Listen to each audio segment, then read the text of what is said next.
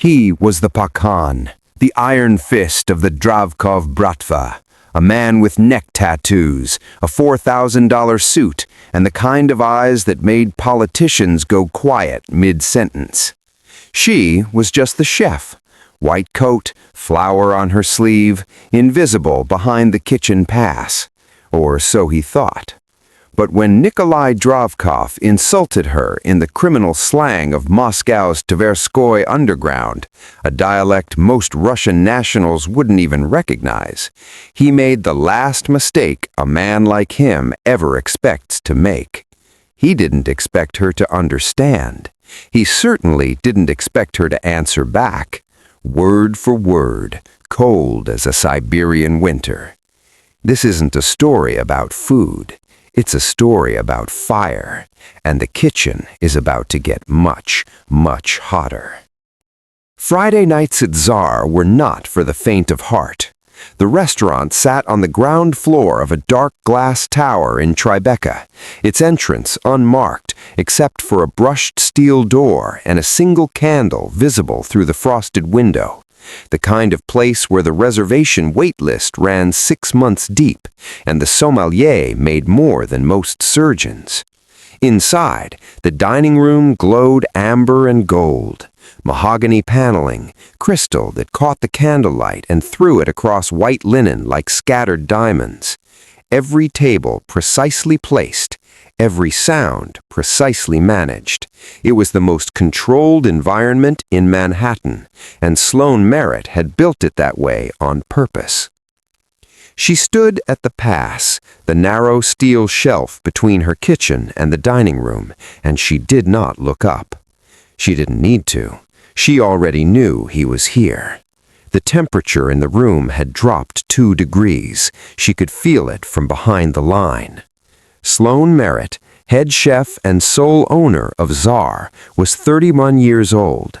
She had copper blonde hair pulled back in a tight French twist that hadn't moved in 6 hours of service.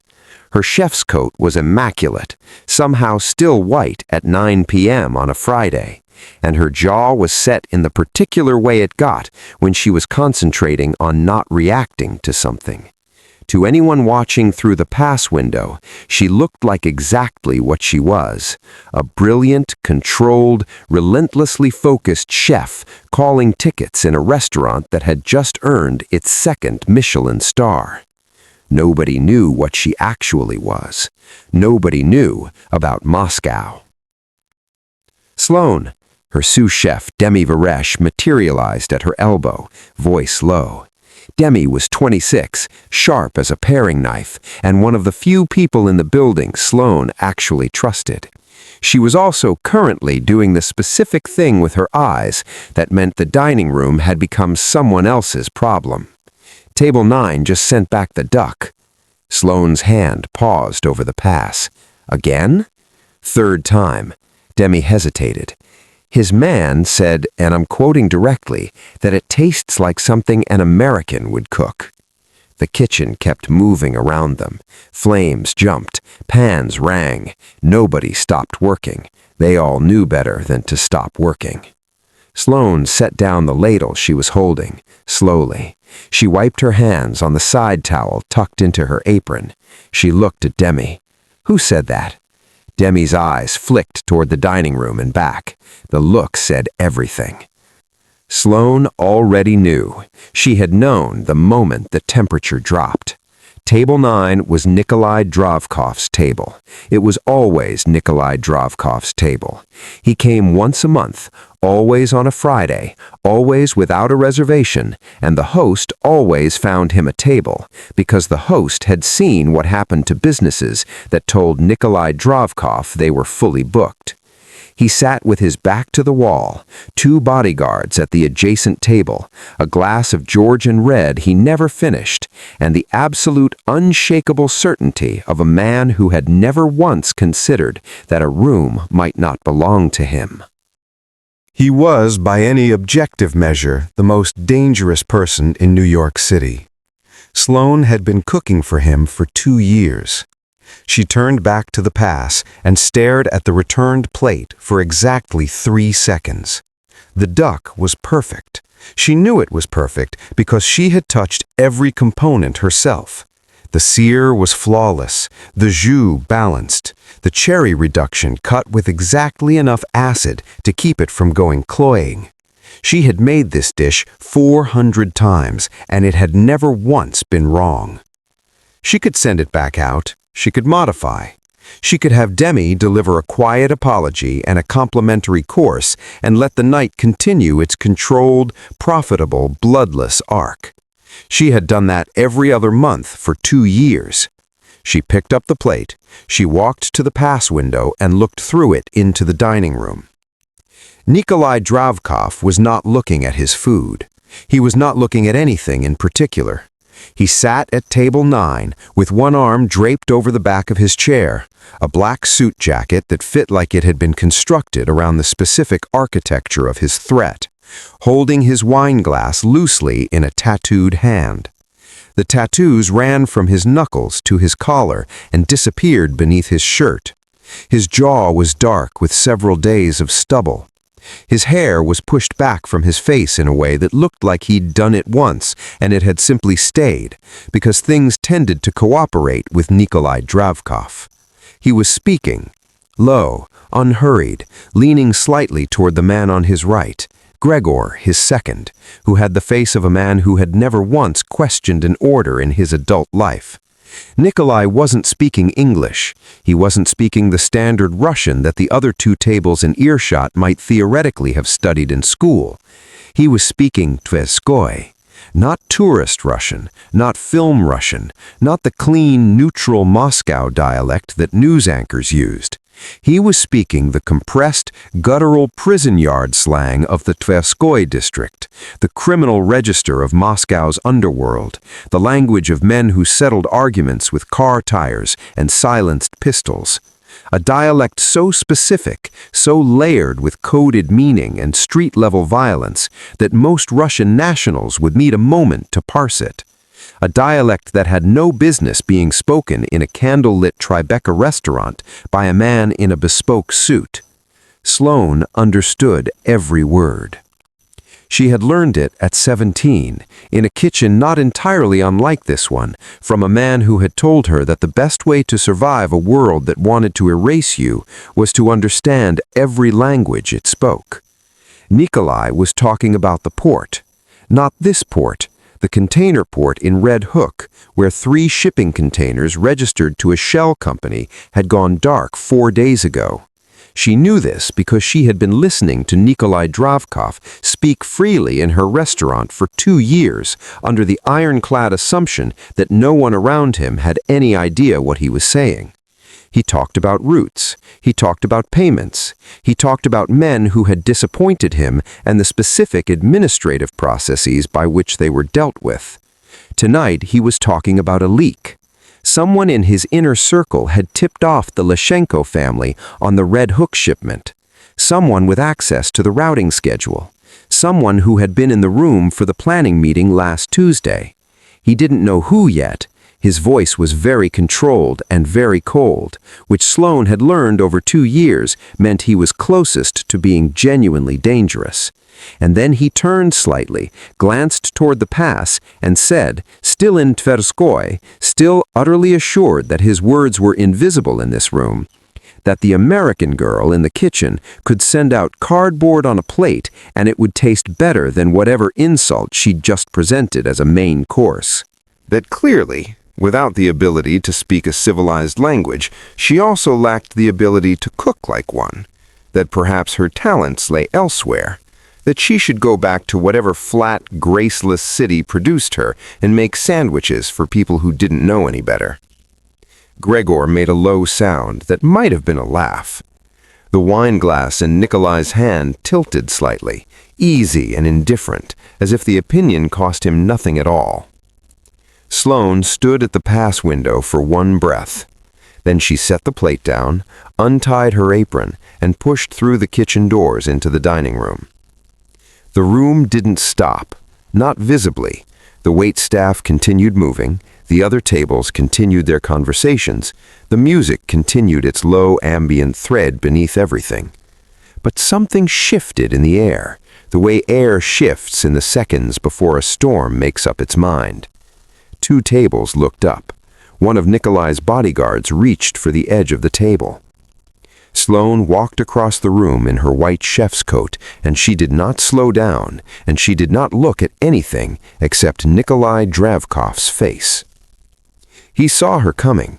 He watched her approach with the expression of a man who has never once been surprised by anything and intended to maintain that record. The wine glass stayed in his hand, one eyebrow lifted fractionally. An indulgence, a performance of patience being extended to someone who had not earned it.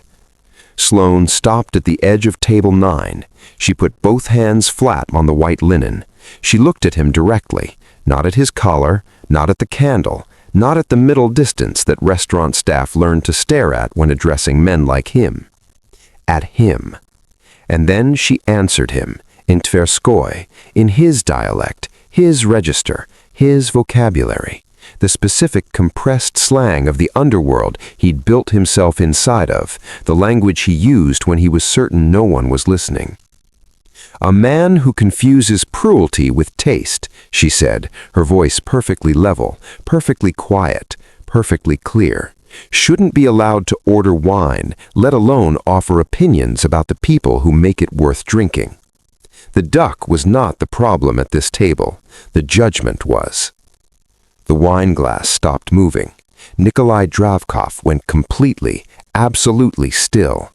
Not the stillness of shock, though something had detonated somewhere behind his eyes. The stillness of a man whose entire understanding of the room he was sitting in had just been revised without his permission. Gregor's hand was on his weapon. The nearest bodyguard had half risen from his chair.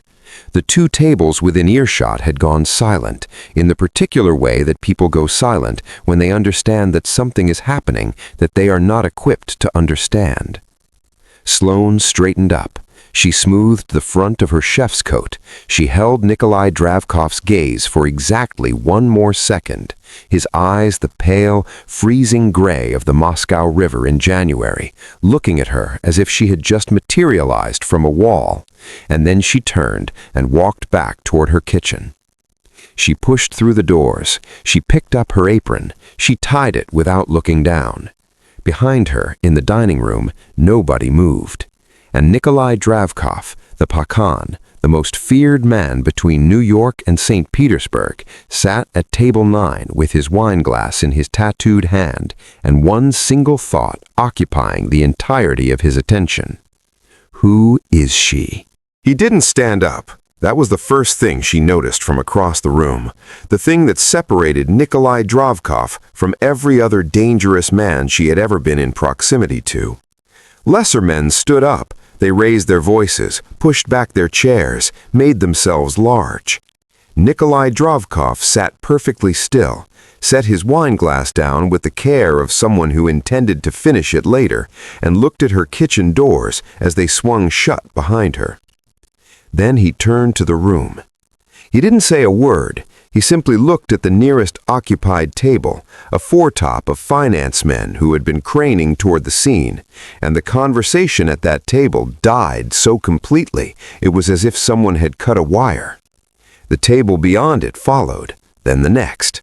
In under 10 seconds, every occupied table in the dining room had found somewhere else to direct its attention, and Nikolai Dravkov's gaze had traveled to the maitre d', who materialized at his side within moments, ashen and apologetic. Sloane watched it through the pass window. She had picked up her ladle. She was calling tickets. Her voice was steady. Her hands were not, but nobody could see that from the dining room. 40 seconds later, the kitchen doors opened, and Demi appeared with the look she reserved for situations that had left the boundaries of her job description. "He's asked to speak with you, at the table." A pause. He said, "Please." The word landed strangely. Sloane set the ladle down again. The dining room had thinned, not emptied, but the tables closest to Nikolai's had been quietly, efficiently redistributed to the far end of the room by a maitre d' who understood self-preservation. Nikolai sat alone in his corner now, Gregor at a remove, the bodyguards rearranged to form a perimeter of privacy that looked, from a distance, almost like ordinary restaurant furniture. Sloane pulled out the chair across from him and sat down. He studied her for a moment without speaking. Up close, the gray of his eyes was startling, not cold exactly, but unsparing, the way a scalpel was unsparing. His jaw was set. The tattoos at his collar shifted as he leaned forward slightly, elbows on the table, hands loosely folded. Then he spoke, standard Russian first, textbook, clean, the kind taught in American universities. She answered in kind, same register, no hesitation. He shifted, Leningrad dialect, older and rounder, the vowels stretched, a language his grandparents' generation would have recognized. She followed him into it without blinking. He moved again, faster this time, something harder-edged and coastal, the clipped consonants of a port city, testing the edges now, looking for the wall. There was no wall. She watched something move through his expression that wasn't quite surprise, because she suspected genuine surprise was an experience Nikolai Dravkov had trained out of himself years ago. It was more like recalibration, the quiet mechanical adjustment of a man who entered a room believing he understood every variable and had discovered one he hadn't accounted for. He switched back to Tverskoy, deliberate, a return to the scene of the crime. "Where," he said, "did you learn that?" "From someone who understood that languages are most useful when the other person doesn't know you speak them." His eyes didn't move from hers. "Who taught you?" "Someone who's gone." A silence, the candle between them held steady. "Your food," Nikolai said after a moment, in English now, as if he were granting her neutral ground, or perhaps granting himself some. "The duck." He paused. "It wasn't bad." "I know. I've had worse in Moscow, in restaurants that cost 3 times what you charge." "That's not the compliment you think it is, but I'll take it." Something shifted at the corner of his mouth, not quite a smile, the idea of one, entertained briefly and then set aside. He reached for his wine glass.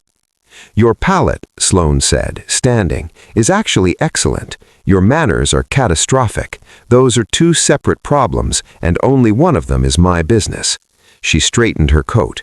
"I'll send out the tasting menu. On the house. Don't send it back." She turned and walked toward the kitchen. Behind her, she heard him speak quietly to Gregor. She heard her own name, her American name, the one she'd built like a wall, and then the instruction, low and unhurried, everything by morning. She pushed through the kitchen doors. She gripped the edge of the steel prep table and watched her hands shake for a full 10 seconds before she trusted them to hold a knife again. The last reservation had finished their amuse-bouche, and the kitchen was in the particular rhythm of late service, controlled, quieter, the chaos of the peak hours burned down to a steady, focused heat, when the service entrance opened. Sloane didn't look up immediately. The service entrance opened a dozen times a night. Deliveries, staff entries, the pastry supplier who ran late on Fridays because he ran late on every day that ended in a Y. She was plating a halibut course, tweezers in hand, a smear of saffron emulsion that needed to land in exactly the right place, and she had 11 other things requiring her attention simultaneously. What made her look up was the silence. Not total silence. The kitchen was never totally silent during service, but a specific silence, the kind that happened when people who were trained to keep moving stopped moving. She registered it the way she registered everything in her kitchen, immediately, precisely, in the half-second before conscious thought caught up with instinct. She looked toward the service entrance.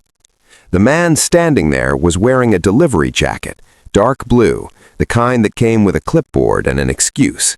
He wasn't carrying a clipboard. He was carrying something smaller, held low against his thigh, and the reason her junior line cook had gone completely still 3 feet away from him was that even someone who had never seen a suppressor before understood on some animal level what they were looking at. Sloane's eyes moved. Not to the gun, she'd already cataloged the gun, but to the angle of the man's body, the direction of his sight line, which had traveled past her line cook, past the pass, past every member of her kitchen staff, and landed with absolute precision on the dining room doors. Not here for her kitchen, not here for her. Her eyes dropped to the surface of the stock pot on the burner to her left. The stock had been reducing for 3 hours. The surface was still, dark, and polished to a near mirror finish by fat and time.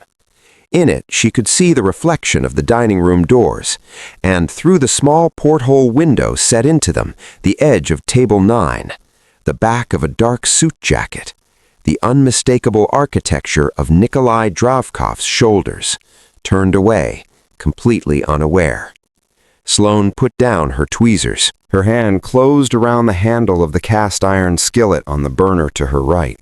12 inches of seasoned iron, preheated to service temperature, weighing approximately 4 kilograms. She lifted it off the burner in one motion, pivoted, and threw it. Not at the man, at the steel shelving unit beside the service entrance, the one stacked with sheet pans and hotel inserts, because she needed noise, and she needed it to travel, and she needed the word she was about to say to arrive ahead of the chaos, not buried inside it. The skillet hit the shelving like a gunshot. Into the ringing, explosive clatter of cascading metal, Sloane shouted the word in Russian. One word. The word that any person trained in any post-Soviet operational context learned before they learned anything else. The word that meant incoming, take cover, do it now, no questions. The dining room doors burst open. Nikolai dropped.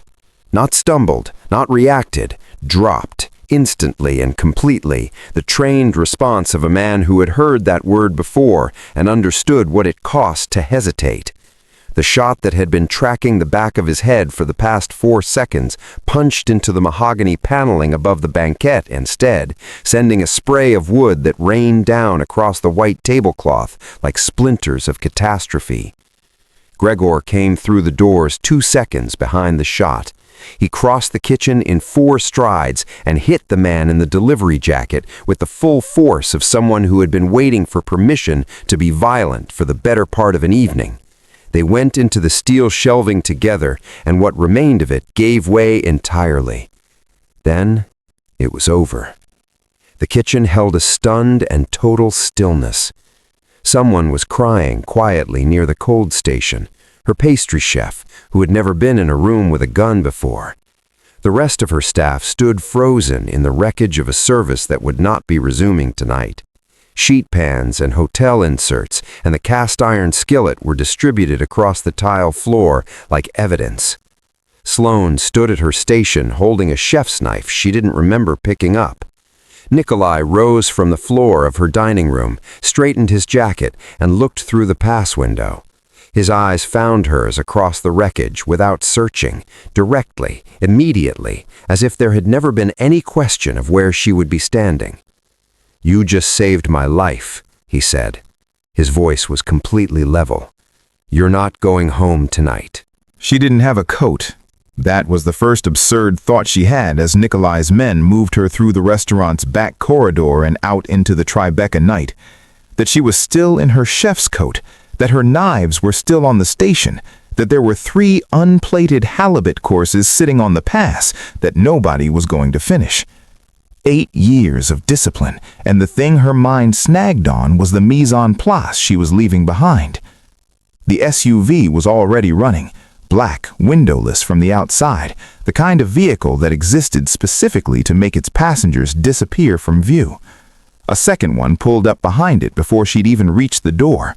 Nikolai's hand was at her back, not guiding, not gripping, just present, a pressure that said move and said I have you in the same gesture, and she wasn't sure which of those things she resented more. She got in, he got in beside her, the door closed and the city disappeared. The interior was dark leather and reinforced silence, the noise of Manhattan reduced to something theoretical. Gregor was in the front. Another man she didn't know sat to her left. Nikolai occupied the seat to her right, close enough that the sleeve of his jacket brushed her arm when the car accelerated, and Sloane became aware, with the kind of precision she usually reserved for kitchen work, of exactly how much space he took up. Not physically. The physical part she could measure and account for. It was the other thing, the gravitational thing, the way the air in a room reorganized itself around him without asking permission. She had spent 8 years being careful not to notice that. She was noticing it now. She was also noticing, with the part of her brain that never fully turned off, that he was holding himself very slightly wrong. A tightness across the right side of his torso, a controlled stillness that wasn't his natural stillness. It was the stillness of someone managing pain and not wanting to perform it. She looked at his side. In the low light of the car's interior, she could see, at the bottom edge of his jacket, a darkness in the fabric that hadn't been there at the start of the evening. "You're bleeding," she said. "I'm aware." "How long?" "Since the shot." A pause. "It's minor." "It's been 40 minutes, Sloane said. "Fragments move." He didn't answer.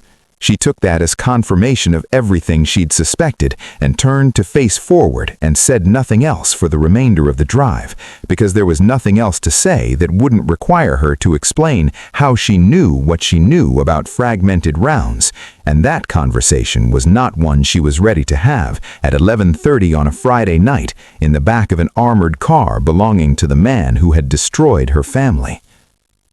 The penthouse occupied the top floor of a building on Leonard Street that had no visible signage and a lobby that required biometric entry. The apartment itself was vast and aggressively spare. Dark stone floors, high ceilings, a wall of glass overlooking the city that turned Manhattan into something abstract and glittering and entirely removed from the consequences it generated. It looked like the home of a man who had decided that comfort was a variable he didn't need to optimize for. Sloane asked for the first aid kit before she'd cleared the elevator. "Sit," she said, when they were inside and Gregor had swept the perimeter and positioned himself near the door with the focused neutrality of a man paid to be furniture. Nikolai looked at her for a moment. That recalibrating look again, the one she'd first seen at table 9. And then he sat on the low leather sofa near the window and shrugged out of his jacket with the careful economy of someone working around damage. The wound was a graze along the lower right ribs, long and ragged, the kind left by something that had passed close enough to score the skin without lodging. It had bled more than it should have because he'd spent 40 minutes pretending it wasn't there. She cleaned it without commenting on that. He watched her work. "Who trained you?" he said. Not a question this time, an opening. "Nobody worth naming," she said. "The word you shouted, the Russian. I told you, I know the language. That word isn't in any language course." She didn't answer. She threaded the needle and felt him register it, the absence of hesitation, the grip, the angle, and file it alongside every other thing about her that didn't fit the biography he'd been handed. She worked in silence, her hands doing what they always did under pressure, which was exactly what she asked them to do and nothing more. When she tied off the last suture, he moved. Not toward her, just his hand, reaching across and closing around her wrist with a grip that was restraint rather than force. A request, almost, from a man who didn't make requests. He turned her arm over. She let him. She didn't know why she let him, and she filed that away to examine later, when she was somewhere she could afford to examine things. His thumb moved across the inside of her forearm, where the skin was softer, and found the scar. Small, pale, years old, the kind of mark that looked like nothing if you didn't know what nothing was covering. A brand, geometric, a centimeter across, pressed into her skin the night she was 16, and her stepfather had told her that family was something you carried in your body when you could no longer carry it anywhere else. Nikolai's eyes moved from the scar to her face. He didn't recognize it. She could see that, the information being gathered, stored, cross-referenced against things she couldn't see. He didn't know what it was yet, but he had seen it, and he would not forget it. And somewhere behind his unsparing gray eyes, a door had opened onto a question he hadn't finished forming. The city glittered behind him. The distance between them had contracted to something that had no professional name. His hand didn't move from her wrist, his eyes didn't move from hers, and the air in the room was doing the thing it had done all evening, reorganizing itself around the two of them without asking anyone's permission, and Sloane became aware that she had stopped breathing in any way that could be described as normal, and his gaze had dropped just briefly, just once. His phone rang. He released her wrist. He looked away. He reached into his jacket with his good arm and answered it in 2 words, and the door that had been open closed, and the air in the room rearranged itself back into something that could be survived. Sloane picked up the used suture packaging and walked to the kitchen to find somewhere to put it and somewhere to put herself, and she stood at the cold stone counter and stared at the inside of her own forearm for a long moment before she rolled her sleeve back down. She slept in a guest room she didn't ask for, in a penthouse she hadn't chosen, wearing a shirt that belonged to someone on Nikolai's security detail because no one had suggested she go home and she hadn't pushed it. And in the morning, she stood at the floor-to-ceiling window with a coffee she'd made herself in his aggressively minimal kitchen and watched Manhattan perform its ordinary Saturday and tried to remember the last time her life had felt like something she was steering. Nikolai appeared at 9. Suit already on, which meant he had either slept in it or hadn't slept at all. He looked like neither option had particularly troubled him. He set a phone on the glass dining table and sat down and looked at her with the directness she was already learning to treat as a weather pattern, something you didn't take personally, something you simply prepared for. "Sit down," he said. "I need to tell you what you're involved in." She sat. She kept the coffee. He talked for 12 minutes without interruption. Someone inside his inner circle, someone with access to the Friday routing schedule, someone who had been inside the room for the Red Hook planning discussion, had sold that information to the Leshenko family, who had sold it to a man named Viktor Chesnik, who had used it to arrange last night's attempt. Chesnik was the head of the oldest crime family currently operating in New York, a man who had been waiting 15 years for a moment of sufficient Dravkov weakness to make his move. Last night had been an audition. The actual performance was scheduled for 48 hours from now, a summit of the 5 families, convened quarterly at the St. Regis under the old commission rules of neutral ground, where no blood was supposed to be spilled, and where every person in attendance would be calculating exactly how much of that agreement they could afford to break. Nikolai needed to walk into that room knowing who his mole was before Chesnik had a chance to use them again. "I need an unknown variable," he said. "Someone none of them have a file on. Someone they'll spend the entire evening trying to place while I watch their faces." He looked at her steadily across the table. "You will come to the summit as my partner. No one in that room knows who you are. Everyone will be watching you. And while they watch you, I will watch them." Sloane set her coffee down. "No. I understand the instinct. I have a restaurant," she said. "I have a staff, a reservation book, a wife that I have spent a significant amount of time constructing. I'm not an operative, I'm a chef. You're a chef who speaks 4 Russian dialects, recognize the suppressed weapon by its reflection, and suture the bullet graze with the effect of someone filing paperwork." He paused. "I don't know what you are, but I know what you're not, and you're not only a chef." The silence between them was very still. "If I say no," Sloane said. "Then you go home." He said it simply, without menace, which was somehow worse than menace. "And the people who sent a man through your service entrance last night spend the next several days deciding whether the woman who interfered is a liability. You've been seen with me. You shouted a tactical command in operational Russian in a room full of my men." He folded his hands on the table. "My world doesn't have a category for bystanders. Once you're in the frame, you're in the picture." Sloane looked at the window. The city outside was indifferent and brilliant in the morning light. "48 hours," she said.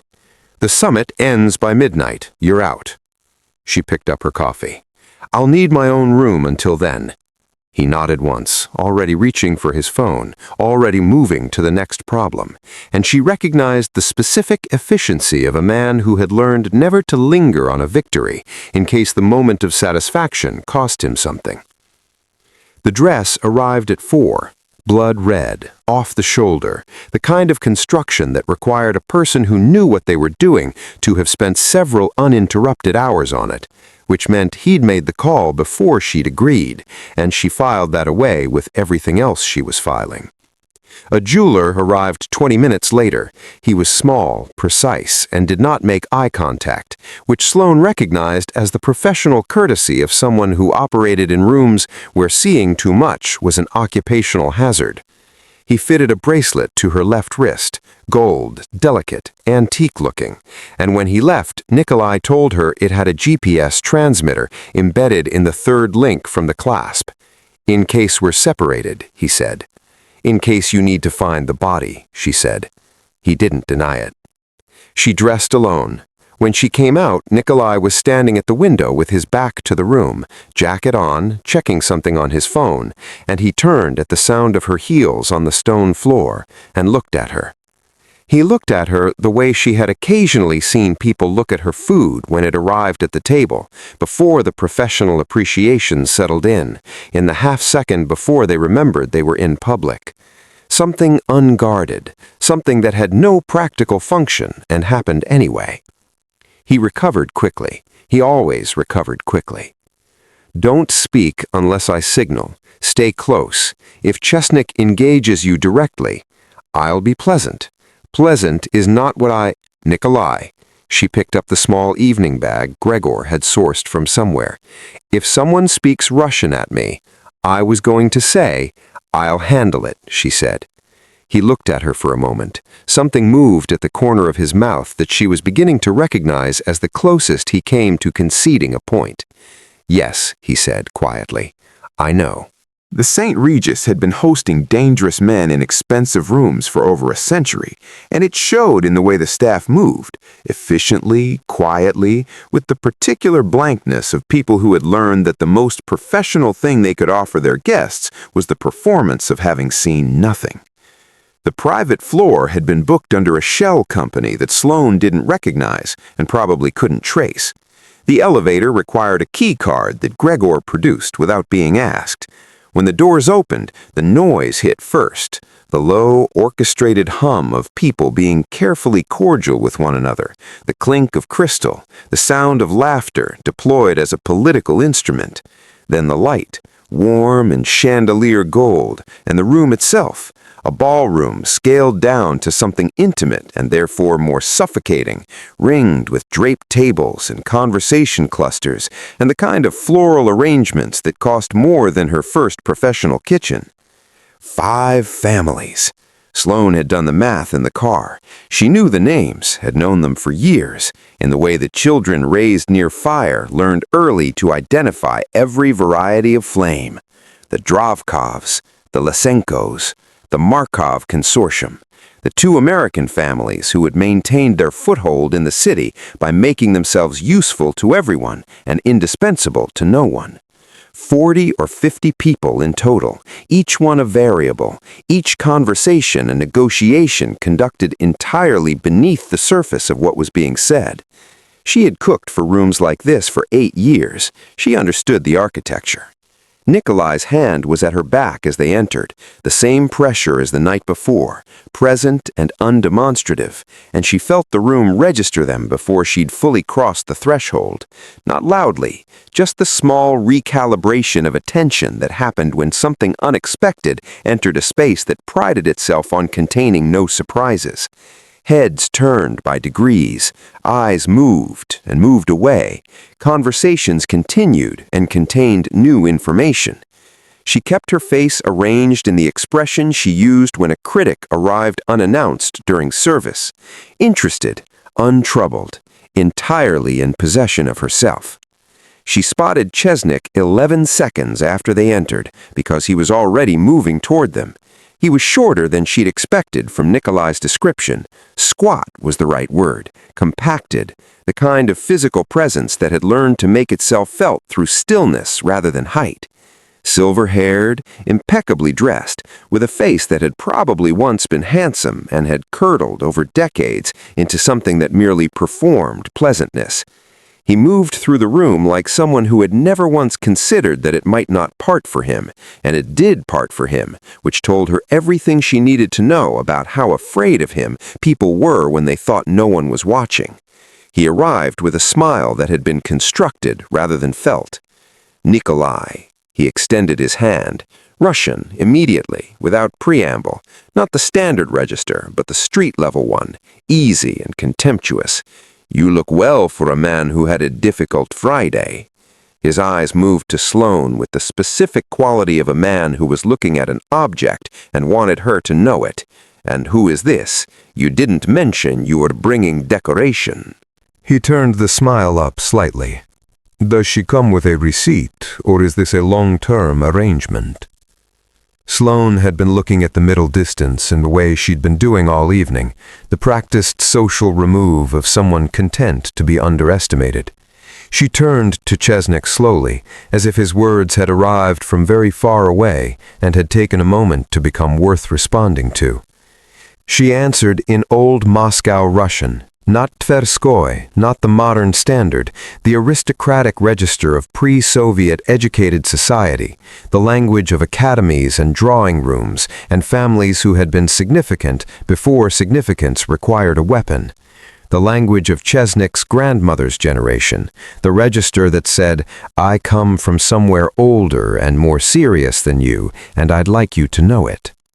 She said she wondered whether a man of his considerable experience had ever paused to consider that the habit of underestimating the people around him was probably the most consistent intelligence leak in any room he entered.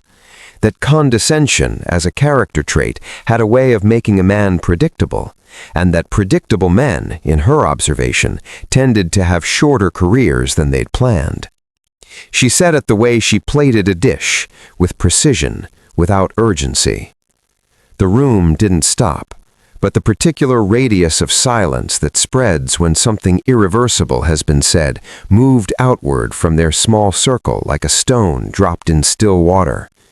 Two conversations paused. Someone near the bar turned. Chesnik's smile remained exactly where it was on his face, a smile that had become architecturally independent of anything he was actually feeling, but behind it, something extinguished. His eyes went flat and still and very, very attentive. Nikolai's hand found the small of her back, a light pressure, definitive. "That's enough," he said quietly, in English, close enough that only she could hear it. She turned away from Chesnik and reached for a glass of sparkling water from a passing tray and took a small, unhurried sip. She had just made the most dangerous man in the room her specific and personal enemy. She had handed Nikolai exactly what he'd needed, every set of eyes in the vicinity now tracking Chesnik's reaction, which meant every set of eyes had moved away from Nikolai's, which meant he was watching all of them, reading the small involuntary communications of people who hadn't expected to need their composure tested tonight. She knew all of this. She had understood the assignment. What she hadn't accounted for was the way Chesnik's flat gaze moved from her face to her wrist, just briefly, just once, to the gold bracelet on her left arm, and the way something there in that fraction of a second shifted from hostility into something older and more specific. Recognition, maybe, or its shadow. She filed it. She kept her face still. She stood at Nikolai Drovkov's side in a blood-red dress in the most dangerous room in Manhattan and smiled at nothing in particular, and waited to find out what the night was going to cost. The summit ran on the particular fuel of enforced civility, champagne replenished at precise intervals, conversations that meant three things simultaneously, the occasional laugh deployed to release pressure before it became visible. Sloane moved through it at Nikolai's periphery, close enough to be read as his, far enough to observe the room without appearing to. And she watched the families circle each other with the patience of people who had learned that patience was its own form of violence. She watched Chesnick most. He had not approached them again after the exchange near the entrance. He had done something more controlled and therefore more concerning. He had returned to his own orbit and stayed there, speaking to his men in intervals, and twice she had looked up to find his attention already on her, flat and assessing, before it moved away. She watched the room. She watched the doors. She watched Gregor. This was the thing she had not told Nikolai, because there had been no architecture for telling him. She knew Gregor. Not in the way that people who work in proximity know each other. She knew him the way her stepfather had taught her to know people, which was entirely differently. She had cooked for him every Friday for 2 years. She had watched him eat. She had watched him speak to Nikolai, defer to Nikolai, position himself in every room relative to Nikolai with the practiced fidelity of a man whose loyalty was the central fact of his identity. She had also watched him lie twice, in small things, to junior members of the security detail. And she had noticed, in the specific, unobtrusive way her stepfather had drilled into her before she understood why, the way Gregor held his breath for exactly 1 second before the lie left his mouth.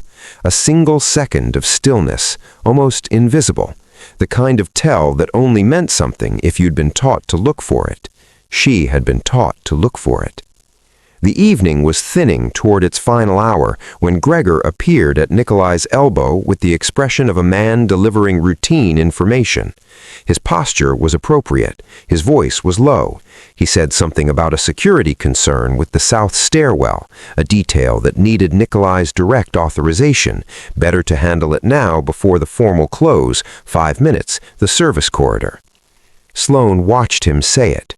She watched his chest. The half-second before he began speaking, the almost imperceptible pause between intention and word. She moved before she'd consciously decided to. She crossed the 2 steps between them and put her hand on Nikolai's sleeve. Not a touch, a grip. He looked down at her hand and then at her face, and she could see him reading her expression, which she was not bothering to moderate, and she said it quietly and directly and without any of the courtesies the room expected. "It's him." Nikolai's eyes moved to Gregor. Gregor was faster.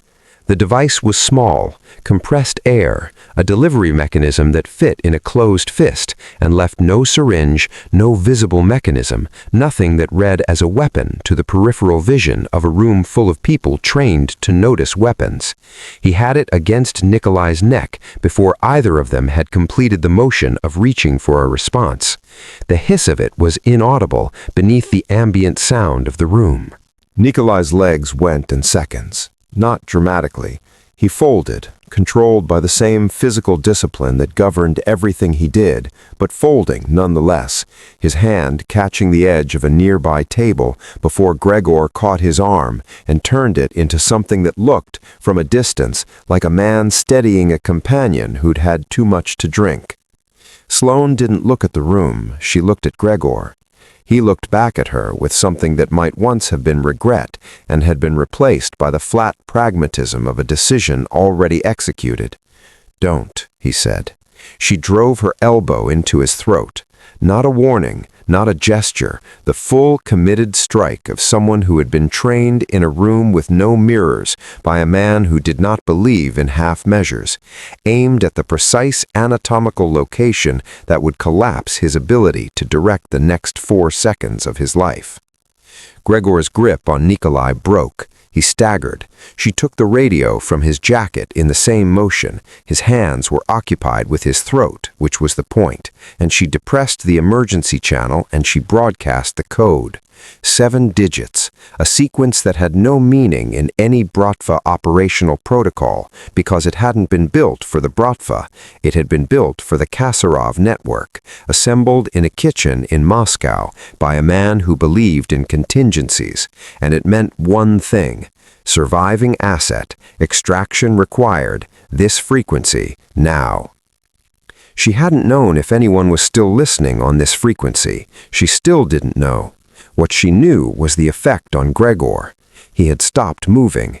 He was staring at her, throat working, eyes processing, and the color had left his face with the totality of a man who has just heard a dead woman speak. His mouth opened. She could see the name forming, the name she had not used in 8 years. She took his gun. She got her shoulder under Nikolai's arm, registered his weight, significant, largely uncooperative, the dead physics of a man whose legs had been chemically dismissed, and she moved, toward the service corridor Gregor had been steering them toward, because it was still the fastest route to the freight elevator, and the irony of that was something she would think about later, in whatever later looked like. Behind her, from somewhere near the center of the room, Victor Chesnick's voice arrived, unhurried, satisfied, the voice of a man watching the second act of a play he had written himself. "Bring them both to me." She had walked past the brownstone 47 times in 8 years. She knew the exact count because she had logged every instance in the back of a notebook she kept in the false bottom of her knife roll, a habit her stepfather had built into her so early that record-keeping felt less like discipline and more like breathing. She had walked past it in every season. She had never once slowed down. She had told herself each time that the not entering was a form of control, that as long as she didn't go in, she still had a choice about who she was. She pulled Gregor's car to the curb at 2 in the morning and sat for 4 seconds looking at the dark windows, and then she got out. The lock on the service entrance had rusted, but not seized. Her stepfather had been precise about the type of rust that yielded and the type that didn't, among other things. She worked it with the pin from the bracelet clasp, the GPS transmitter now sitting on the floor of the St. Regis freight elevator, detached with the focused efficiency of someone who had decided Nikolai finding her on his own terms was preferable to Chesnick finding her on his, and the door opened into darkness and cold air and the specific stillness of a space that had been waiting. Getting Nikolai inside was the hardest physical thing she'd done since the night she was 17 and running. He was large and only partially conscious, and the stairs were narrow, but the tranquilizer was metabolizing. She could feel him working against the dead weight of it, the incremental return of muscle cooperation. And by the time she got him to the main room on the second floor, he was bearing enough of his own weight to make the last few steps possible. She lowered him onto the sofa. Dust rose from the fabric in a slow cloud. The room smelled of cold wax and closed air, and something underneath that she couldn't name and didn't try to, because naming it would require her to stop moving, and she was not ready to stop moving. She checked the windows. She checked the rear door. She found the emergency cache her stepfather had described, 3rd floorboard from the radiator, a length and a half from the wall. And she noted its contents without opening it fully, because the time for that was coming, but hadn't arrived. She paced the length of the room. She kept the gun in her hand. She did not look at the walls for as long as she could avoid it. When she finally looked, it was because Nikolai's voice came from the sofa, rough, abraded by the tranquilizer, but coherent, and she turned to find his eyes open and tracking, moving across the photographs pinned above the small desk in the corner, the Cyrillic documents, the hand-drawn maps with their notations in a script she had grown up reading over a specific pair of shoulders. In the center, above everything, a crest she had seen on the letterhead of documents she wasn't supposed to know existed, a crest she had memorized at 14 without understanding what it would cost her. Nikolai looked at the crest. Then he looked at her. "Tell me," he said. She stopped pacing. She stood in the center of the room with the gun at her side, and she looked at him for a long moment, this man she had been so carefully arranged around for so long, and she made the decision in the same way she made all irreversible decisions, not with deliberation, but with the recognition that the deliberation was already over. She told him. Her mother first, Claire Merritt, American, a war correspondent who had followed a story into a world she understood professionally and not personally, and had fallen in love with a man who operated in the space between governments and never entirely left it. Her stepfather next, Alexei Kosarov, head of the Kosarov Intelligence Network, a man who had spent his life building something careful and principled in the margins of a world that rewarded neither quality. What the network had been, what it had done, what it had protected for years at significant cost until the cost had been paid by people who hadn't agreed to pay it. Then the night. She told it without inflection because inflection would have made it impossible to finish.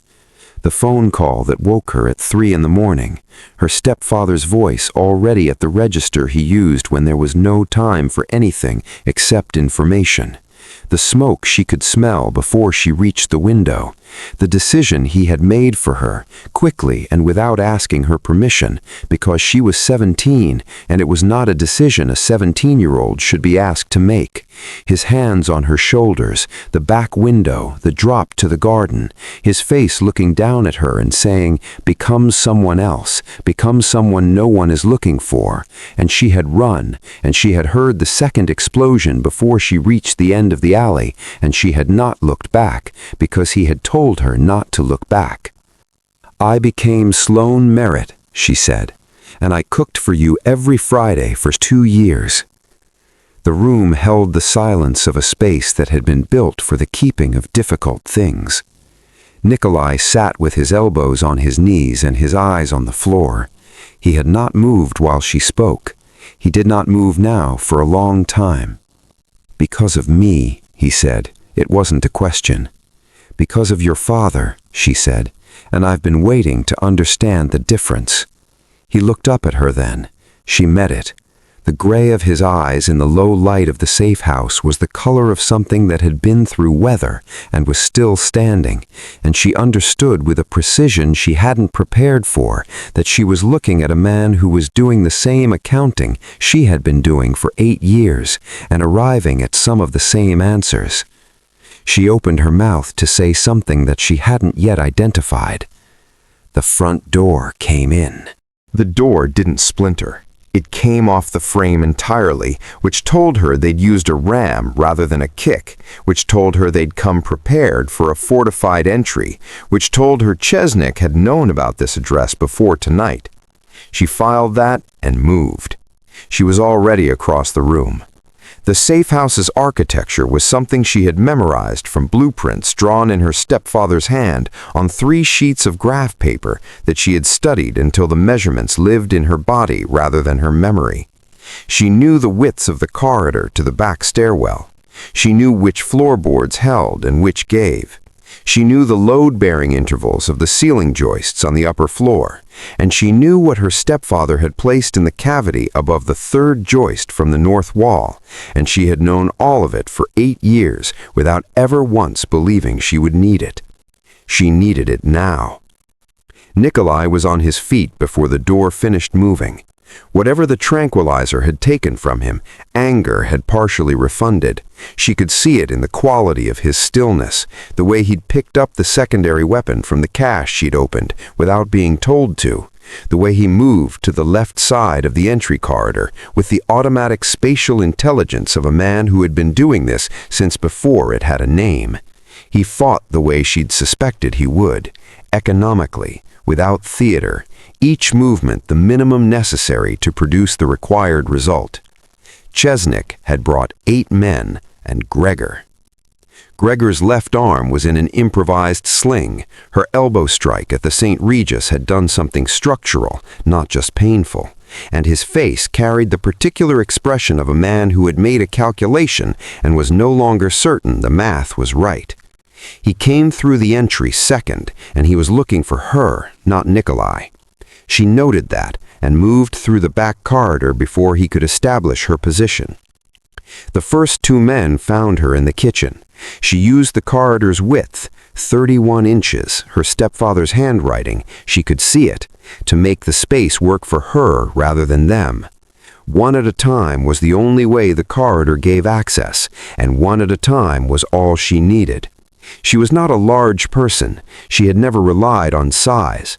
She relied on the thing her stepfather had spent 3 years installing in her, the understanding that a body was a mechanical system, that mechanical systems had failure points, and that knowing exactly where those points were was more valuable than any advantage of mass or reach.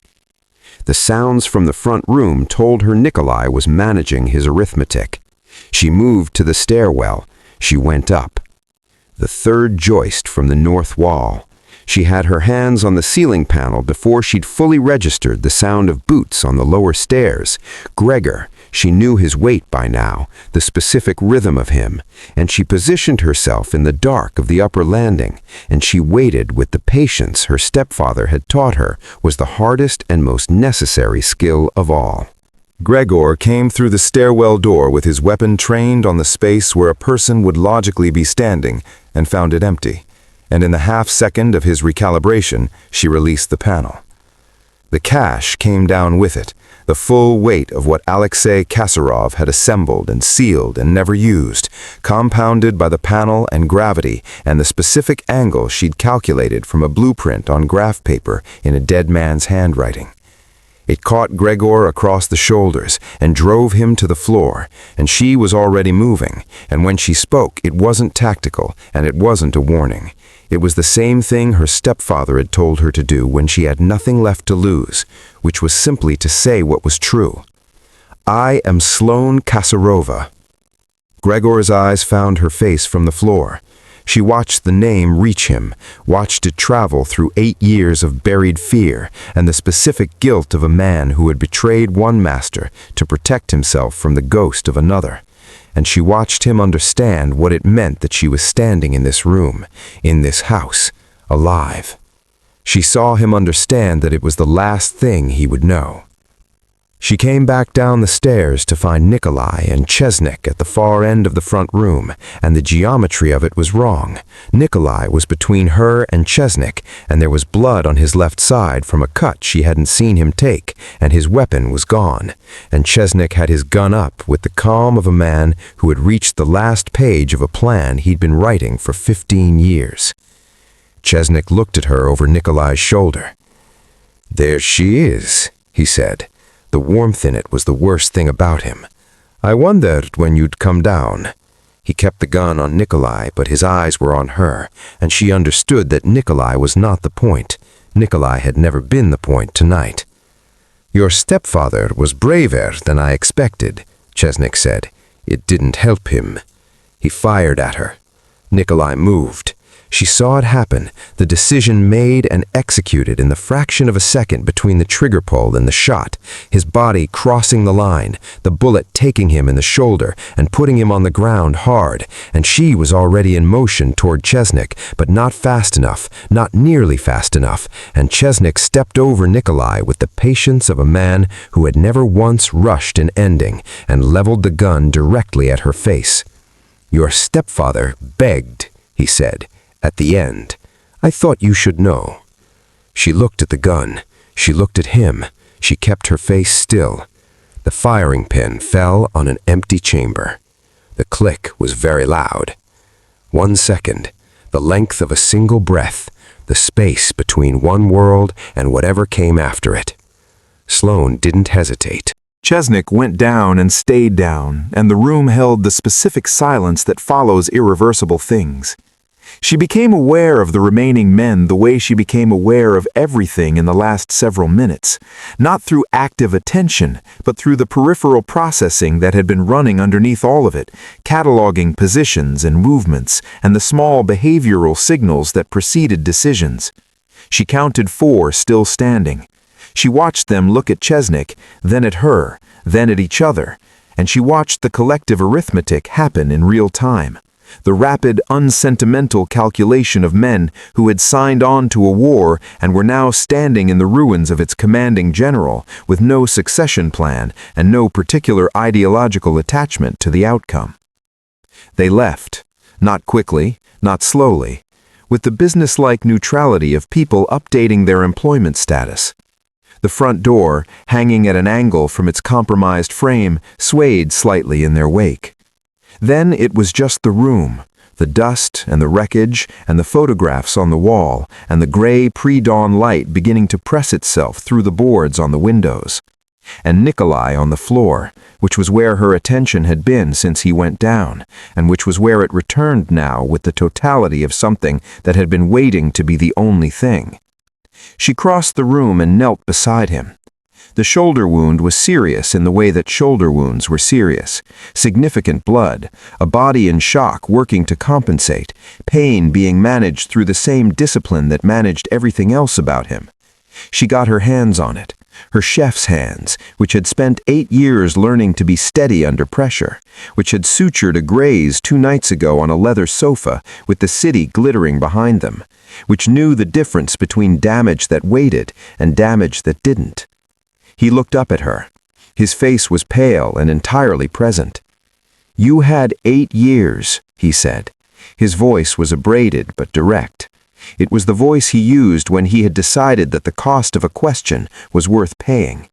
"You were that close." A pause. "Why didn't you?"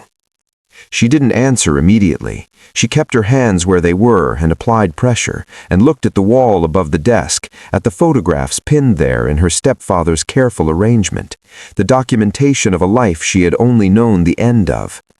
There was one photograph she had not let herself look at since they'd arrived. She looked at it now. Her stepfather at perhaps 35, younger than she had ever known him in life, standing in front of a building she didn't recognize, with an expression she did, the particular look of a man who believed, at that specific moment, that what he was building would last. She looked at that for a long moment. "Because when I watched you eat my food," she said, "you looked like someone who was also carrying something he didn't choose." The room absorbed it. His hand came up and covered hers where they pressed against his shoulder.